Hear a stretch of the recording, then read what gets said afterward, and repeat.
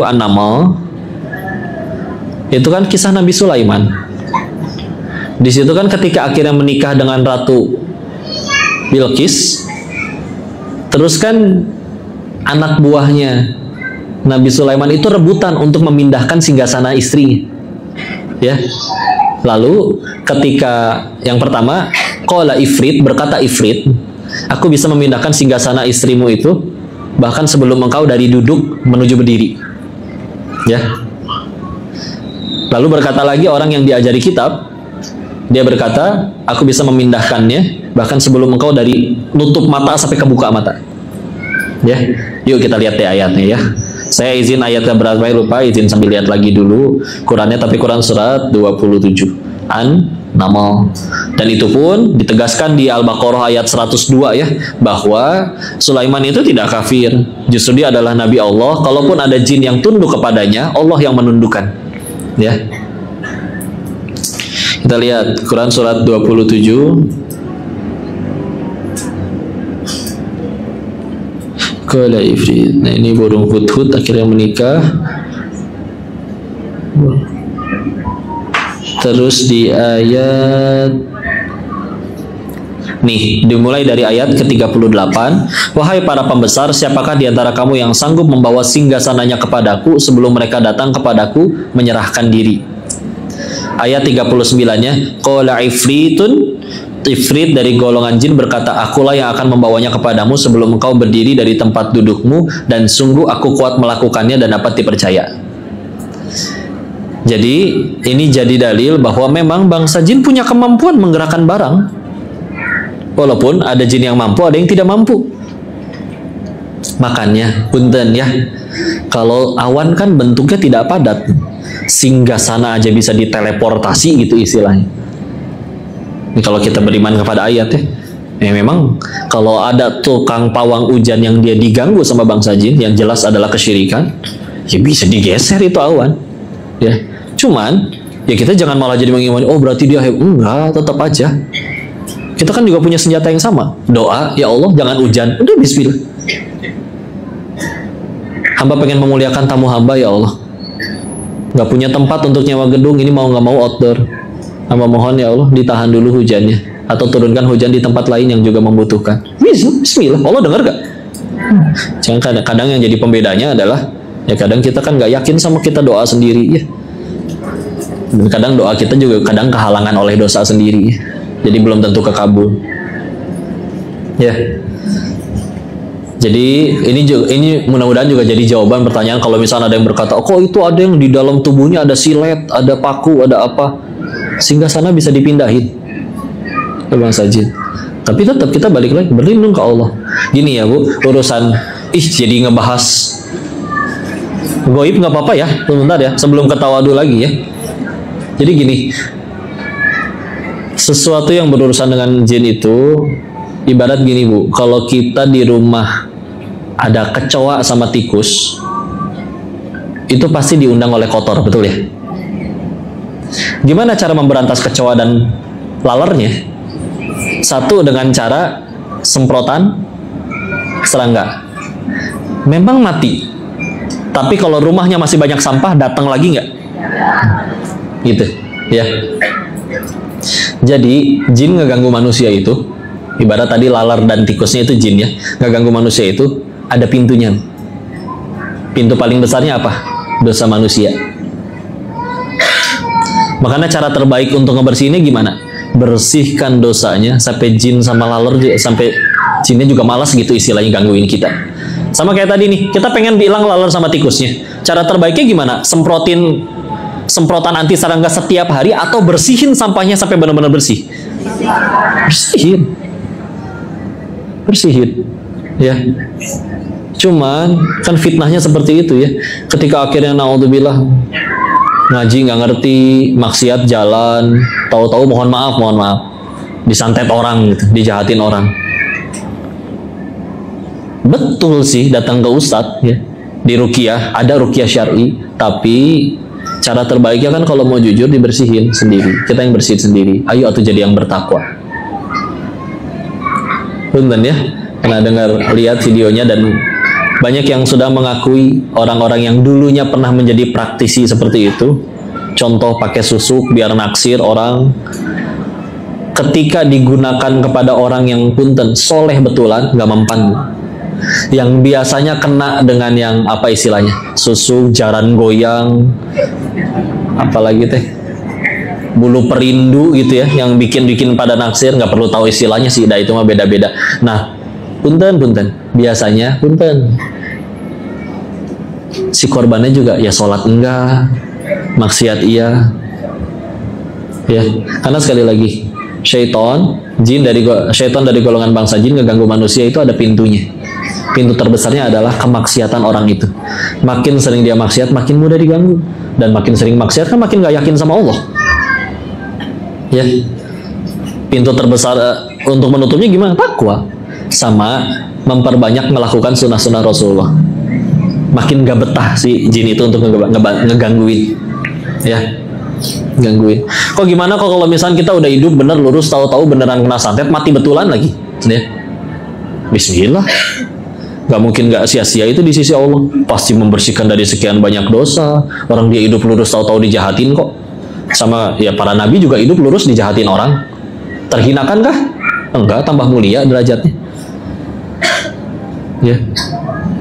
Jadi seperti itu ya. Kalau pengen buka surat 14 ayat 22, Bu. Surat 14 ayat 22. Udah ketemu?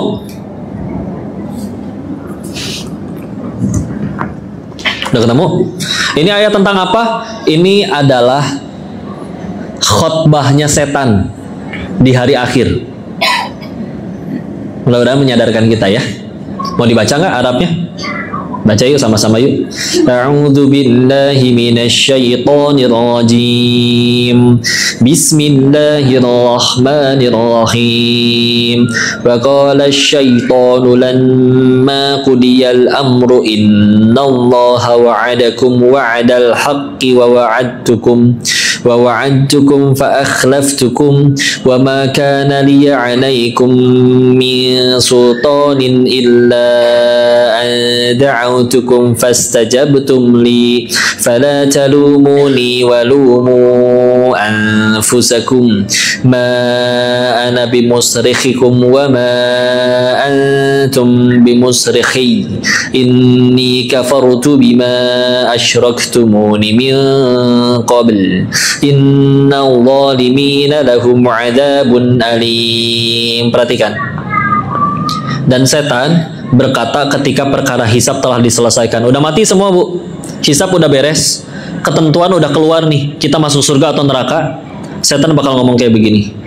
Sesungguhnya Allah telah menjanjikan kepadamu janji yang benar.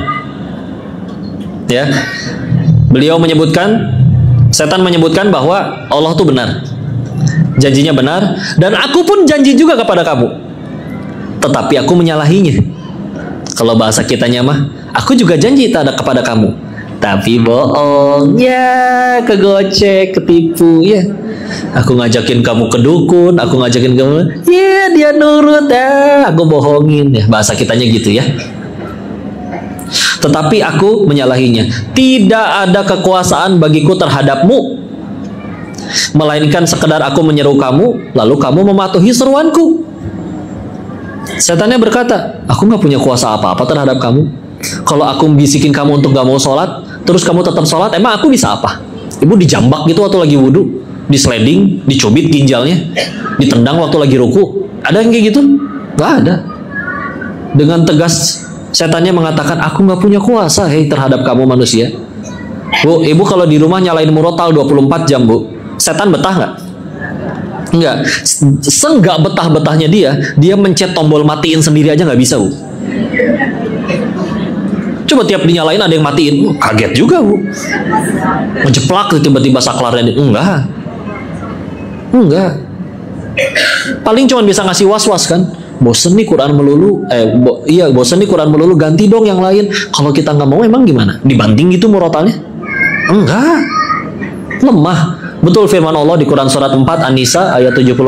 Inna kaida syaitani kana do'ifa. Sesungguhnya tipu daya syaitan itu lemah. Kapan baru jadi kuat? Kalau kita ladenin. Makanya jangan diladenin. Coba tuh WA mantan kamu, oh jangan diladenin.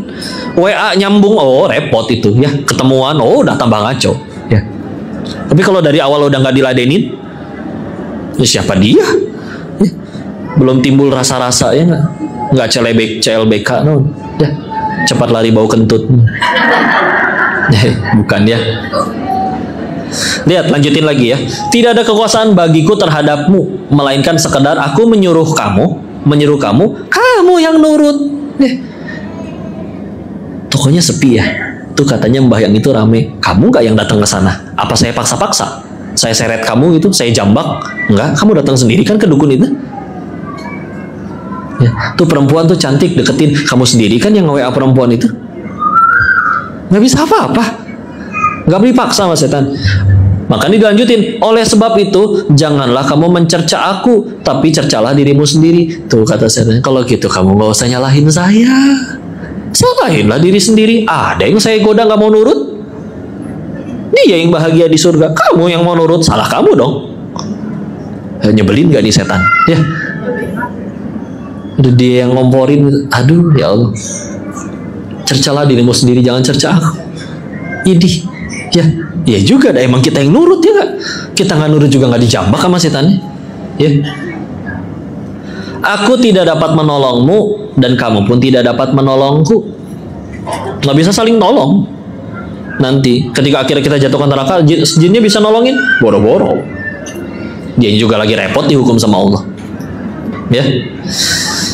Sesungguhnya aku tidak membenarkan perbuatanmu menyekutukan aku dengan Allah sejak dahulu. Seolah-olah bilang, kapan aku pernah bilang perbuatan yang aku suruh ke kamu itu perbuatan baik dan benar? Nggak pernah kan? Nggak pernah ya. Aku nggak pernah membenarkan. Sungguh orang yang zolim akan mendapat siksaan yang pedih. Malah bilang, syukurin kamu bakal disiksa pedih. Suruh siapa nurut? Ah ya Allah, digocek loh, itu mah asli ya.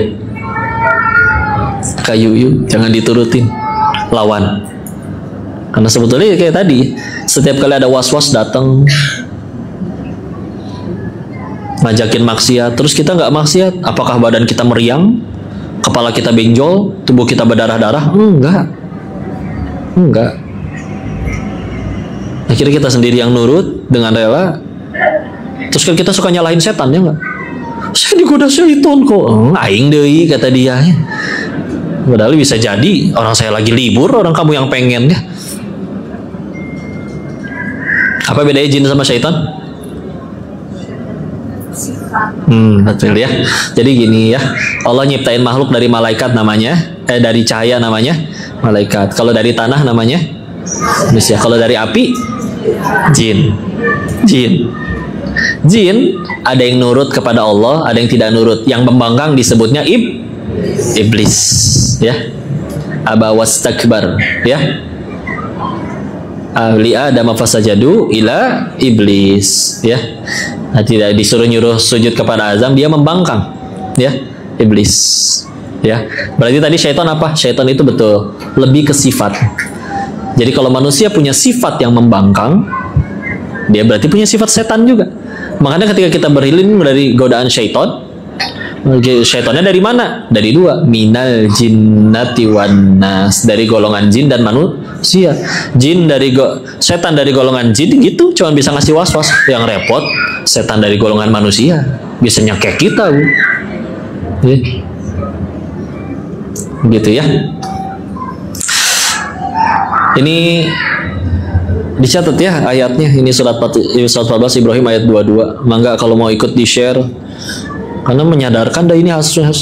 Kan kita makan kadang tergelincir untuk berani berbuat maksiat karena meyakini, wah iya ya saya kalau ke dukun itu betulan bisa kaya, wah iya ya saya karir saya bisa melonjak. Di hari akhir setannya bakal nih nyalahin kita sendiri ya, mengakui Allahnya yang benar, dianya yang salah, dan salah kamu suruh siapa nurut, aku bisa apa kalau kamu nggak mau nurut ya. Baik, itu belajar akidahnya ya. Sisanya maka nanti meyakini ketika akhirnya Yang paling penting itu tujuan sih Bu ya. Makanya kalau suka ada yang nanya kenapa ada orang dia ngaji tahu dalil tapi ya punten omongannya nyakitin ya, dan memang naudzubillah masih berbuat zolim gitu ya, tidak seperti apa yang dia sampaikan di ceramahnya atau apa yang dia pelajari di majelis ilmunya. Kalau kata guru kami, alasan paling kuatnya adalah salah niatnya ya. Tujuan kita ngaji apa sih Bu kalau mau jujur? Ridho Allah dan yang lain-lain. Tapi selain itu semua, tambahkan satu niatan ini ya. Tujuan kita ngaji itu untuk makin jago mencari kesalahan diri sendiri, bukan makin jago nyari kesalahan orang lain. Aku tuh bilang, kadang ada yang iya akhirnya hijrah, tapi bedanya sebelum hijrah yang dicaci maki temen tongkrongannya, setelah hijrah yang dicaci maki ustadznya gara-gara beda dalil aja ya. Padahal dia dapat dalilnya juga dari story Instagram orang, sedangkan ustadznya mengambil keputusan yang berbeda dengan dirinya karena benar-benar sudah menghatamkan 6 kitab hadis yang jadi rujukan utama, Bukhari, Muslim, Abu Dawud, An-Nasai, At-Tirmizi, Ibnu Majah, total 30 ribuan hadis. Kuat kita baca 30 ribu hadis, tahu hadis juga kadang dari status orang ya. Begitu beda, langsung seenaknya menyakiti, memvonis. Kalau pengen ambil 2 kisah ini ya dari hadis sahih nyata. Yang pertama, di sini kita akan belajar tentang bagaimana mengelola biar supaya tidak sombong, tidak dan menjadi tawadu. Bismillah insyaallah. Yang pertama, ada orang namanya dulu Abdurrahman ibnu Muljam. Pernah dengar nama ini? Siapa dia? Ini orang jahat Bu. Dia adalah yang membunuh Sayyidina Ali bin Abi Thalib radhiyallahu anhu. Ya. Ngebunuhnya pun sambil baca ayat Al-Quran. Quran surat 61 As-Saff ayat 4. Innallaha yuhibbul ladzina yuqatiluna fi sabilihi saffan ka'annahum bunyanun marsus. Ya. Mereka adalah orang-orang yang disebut orang-orang Khawarij. Pernah dengar istilah itu? Di zamannya Sayyidina Ali, ini banyak ketika beliau menjadi pemimpin, jadi Amirul Mukminin, ada fitnah. Nabi sudah mengingatkan akan ada orang seperti ini. Nabi mengingatkannya seperti apa? Akan ada golongan orang yang sholat kalian gak ada apa-apanya dibanding sholat mereka. Ini kaliannya bukan ke kita ya Bu, ke para sahabat yang kita tahu kualitas ibadahnya kayak gimana. Tapi Nabi udah ngingetin, sholat kalian, hei para sahabatku, gak ada apa-apanya dibanding orang-orang Khawarij itu. Kenapa? Mereka orang-orang Khawarij itu sholat sampai jidatnya berdarah-darah. Bacaan Quran kalian tidak ada apa-apanya dibanding bacaan mereka. Mereka baca Quran sampai suara parau, serak. Tapi Nabi menambahkan, tapi keimanan mereka melenceng seperti melesatnya anak panah. Yang dibacanya hanya nyampai tenggorokannya, tidak sampai ke hatinya. Dan kalau aku masih hidup ketika ada mereka, aku yang akan memeranginya. Dan mereka jenis-jenis orang yang paling dibenci sama Allah. Ya. Di zaman Nabi udah ada yang seperti itu. Pernah suatu ketika Nabi dapat ghanimah, dapat harta rampasan perang, maka Nabi kan punya pertimbangan ya. Ini ada nih harta yang saya alokasikan dari ghanimah untuk supaya merayu petinggi-petinggi orang kafir ini supaya mau masuk Islam. Jadi ada jatah yang memang diambil lebih banyak untuk mereka. Tiba-tiba datang orang-orang yang seperti ini dan berkata, "Hei Muhammad, bertakwalah kepada Allah." Coba Rasul kayak gituin sama dia. Nabi jawab, kalau bukan aku yang paling bertakwa, siapa lagi? Tanpa tahu apa keputusan Nabi, kenapa dibaginya kayak gitu. Terus dia nggak kebagian, ngatain Rasul kayak gitu. Hei Muhammad, bertakwa kamu kepada Allah. Nabi jadi gituin coba. Ya. Dan ini tambah banyak di zamannya Sayyidina Ali. Sampai di tingkatan kan sampai di tingkatan separah itu. Selevel sepupu Nabi, Sayyidina Ali, dan juga menantu Nabi, suaminya dari Fatimah, dianggap kafir dan dibunuh. Uniknya Bu, ketika Abdurrahman ibnu Muljam ini di kisos ya, dipotong dulu kedua tangannya, dia diam saja sambil zikir. Dipotong kedua kakinya, dia diam saja, masih sambil zikir. Ketika akan dipotong lidahnya, baru dia mohon-mohon. Kenapa tangan kaki dipotong diam aja, minta lidah dipotong, dia baru berhenti mohon-mohon. Dia malah jawab kayak begini, karena aku tidak ingin mati dalam keadaan tidak berzikir kepada Allah. Segitu ahli zikirnya, Bu. Tapi tolong perhatikan, ini adalah jenis manusia yang paling Nabi perangi dan juga dibenci sama Allah. Jangan tanya bagaimana sholatnya, berapa rakaat yang diperlukan sampai jidat berdarah-darah. Jangan tanya bacaan Qurannya, tapi itu dia. Ini mesti jadi renungan ya, kita ngaji selama ini jadi seperti apa? Ngubah diri kita nggak? Jangan-jangan naudzubillah, udah rajin ngaji, tapi makin jago kayak gitu, selevel Nabi aja dipermasalahkan. Ya, pindah ke hadis yang lain ya. Nabi dengan para sahabat diriwayatkan, karena panjang saya sampaikan dalam bentuk kisah ya, cerita. Nabi dan para sahabat kumpul di masjid Nabi. Tiba-tiba Nabi berkata ke pintu, akan ada seorang ahli surga. Nah, ini lebih terkenal hadisnya. Masuklah seseorang yang bahkan tidak disebutkan di hadis tersebut namanya siapa. Cuma digambarkan seorang muslim, bapak-bapak biasa dengan jenggot basah habis wudu. Jadi bukan sahabat-sahabat yang namanya terkenal kita hafal banyak ya. Dan itu disebut oleh Nabi 3 hari berturut-turut. Maka anaknya Amr bin As, namanya Abdullah bin Amr bin Al-As, dia minta ke orang yang disebut ahli surga itu, aku ada masalah dengan ayahku, bolehkah aku menginap di rumahmu? Tujuannya pengen tahu amalan dia apa sampai Nabi sebut sebagai ahli surga. Setelah nginap 3 hari berturut-turut, ternyata tidak ditemukan punya amalan spesial. Sholatnya yang wajib aja, bacaan Qurannya bukan seperti bacaan Quran para sahabat yang hafalannya banyak dan bacaannya indah. Standar.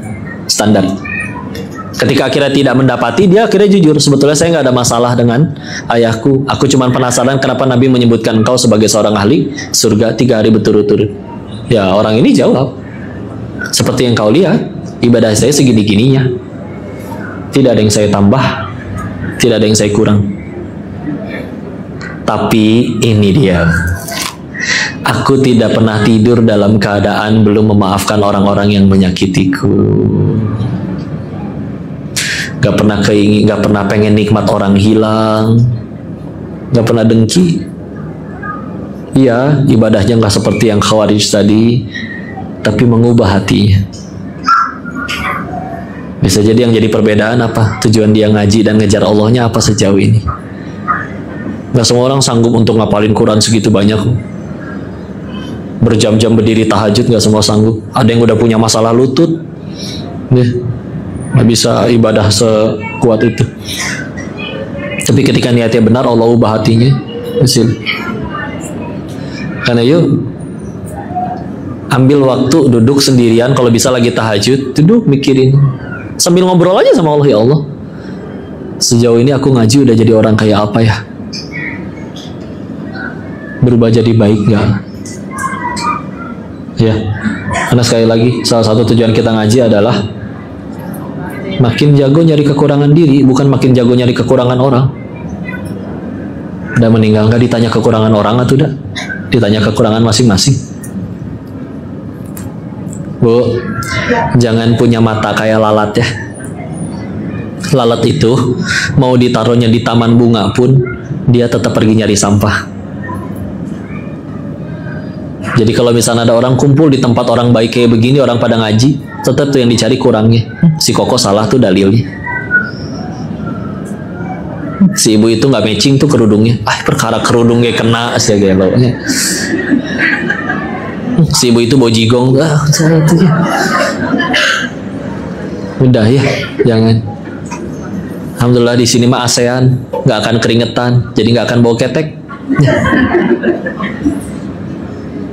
Udah ya, jangan. Na'udzubillah.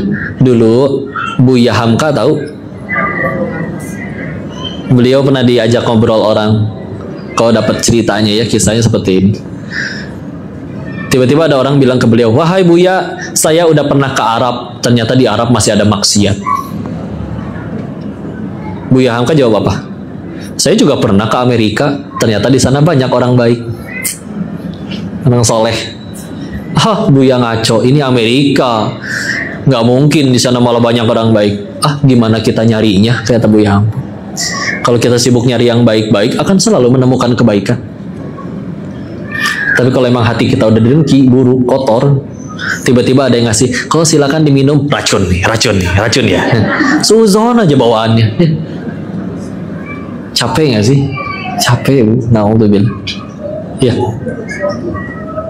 Maka, ayo enak hati bersih. Kok tapi dia beneran ngeracun, gara-gara kita terlalu husnuzon. Jadi kan kita nggak tahu. Kalau kata Allah kita nggak akan mati lewat racun itu gampang.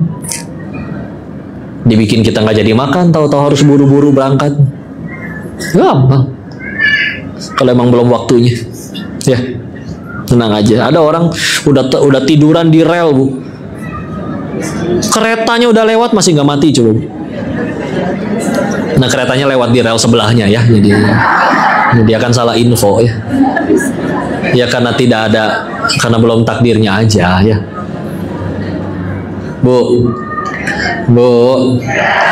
kalau keluarnya telur, meskipun keluarnya dari pantat ayam, tetap diambil nggak? Kalau keluarnya kotoran, meskipun keluarnya dari pantat raja, siapa yang mau ngambil? Betul? Yuk atuh. Kok tapi orang tuh betulan salah dia? Kasih tahu atuh. Ada tata caranya, adabnya. Ngapain bikin konten video yang ngajakin orang untuk sama-sama ngebenci dia? Seolah seumur hidup orang itu ngaco melulu.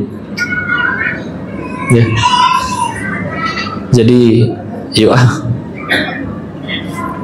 pasti gimana caranya?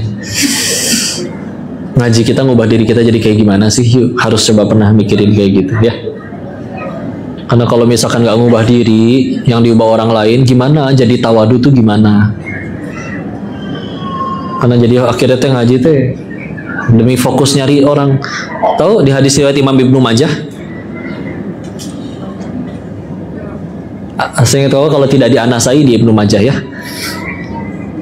Kalau ada orang yang penuntut ilmu, yang dia berniat 3 hal. 1, untuk beradu ilmu, sama-sama dianggap punya ilmu, nggak mau kalah. Menuntut ilmunya bagus ya, tapi untuk sekedar kamu punya gelar itu, saya juga punya gelar, sama-sama ngerasa membanggakan ilmu. 1 ya.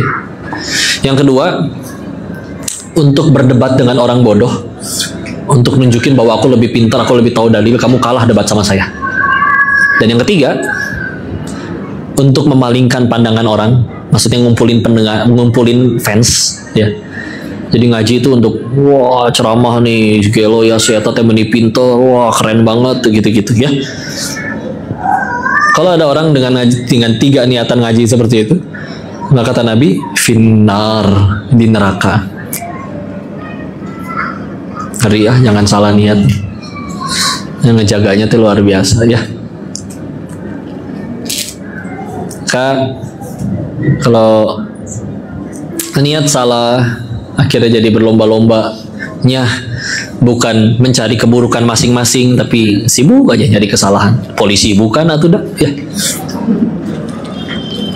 Gimana jadi tawadu, keras hatinya. Emang repotnya gitu ya, penyakit fisik sama penyakit hati.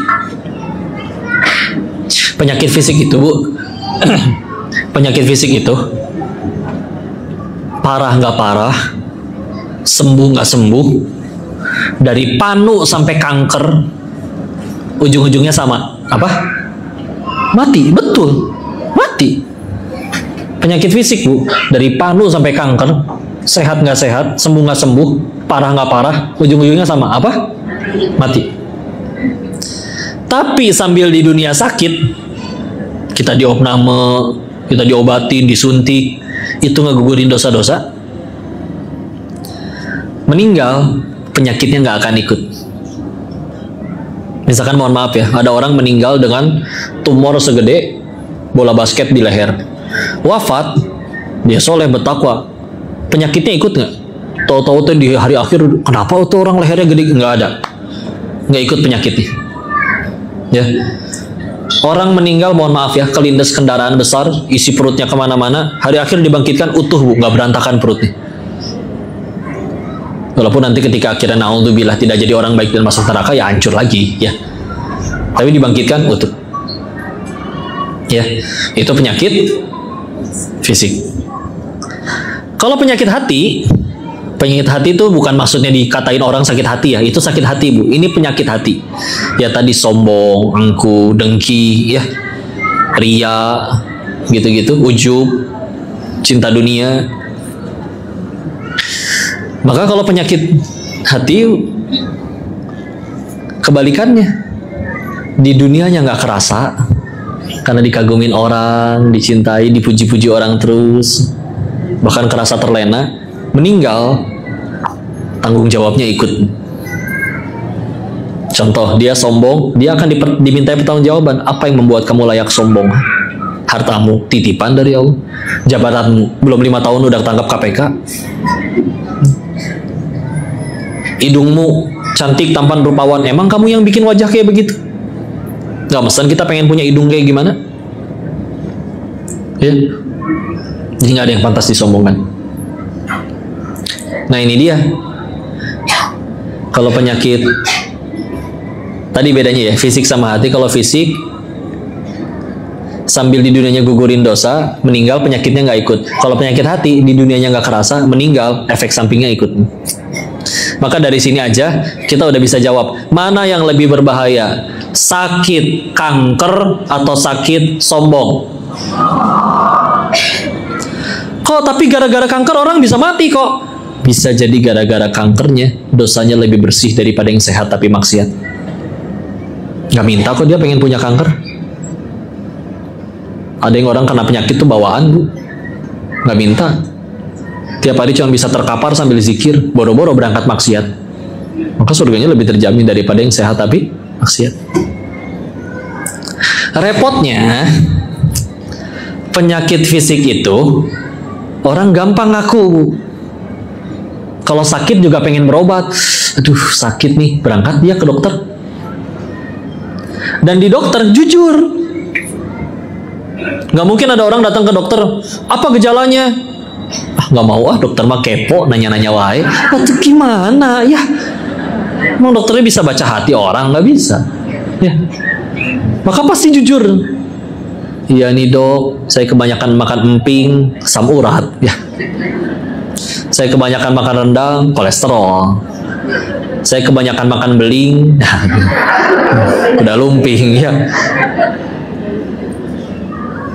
Ya, maka ngaku nggak dia? Ngaku, iya dok. Saya memang pola tidur, pola makan berantakan. Ngaku dia. Keluar duit, rela. Kadang ada yang keluar duit demi sembuh, sembuhnya pun demi bisa maksiat lagi. Naudzubillah. Tapi rela. Coba orang penyakitnya sakit hati, repotnya nggak ngerasa sakit.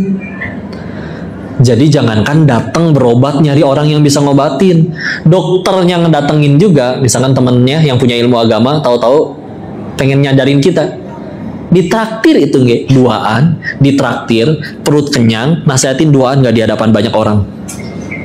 Dengan lembut, saudaraku, kamu tuh nggak boleh kayak gitu, itu namanya sombong. Siapa yang sombong? Galakan dia. Adau. Ya. Maaf ya meja. Ya. Galakan dia. Dia yang sakit, dia yang pengen diobatin, gratis, nggak ada biaya, dia yang ditraktir, ngambek tapi. Repot nggak nih penyakitnya? Ya. Ya, tawadu ini datang dari hati yang seperti itu kepada Allah. Ya Allah, ini hambamu, ada kebaikan pada diriku pasti datang darimu. Kalau Allah berfirman di Quran surat 4 An-Nisa di ayat 79, berapa? 79. Ma asobaka min hasanatin faminallah wa ma asobaka min sayyiatin famin nafsik. Ya, Quran surat 4 An-Nisa ayat 79. Jika ada kebaikan pada diri ini, hidup enak, dapat ya sesuatu yang kita suka, itu datangnya dari Allah.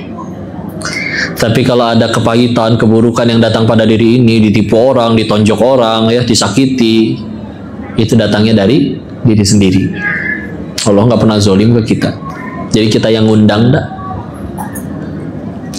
Atau di Quran surat 42 Asyura di ayat 30-nya. Sama seperti itu juga. Ma asobakum min musibatin fabima kasabat aydikum. Jika ada keburukan, musibah datang pada diri kalian, itu diundang oleh tangan kalian sendiri. Faya'afu an katsir. Tapi Allah lebih banyak memaafkan mereka. Kalau dihukum semua langsung, mati semua kita. Mudah bagi Allah matiin siapa aja pas lagi maksiat.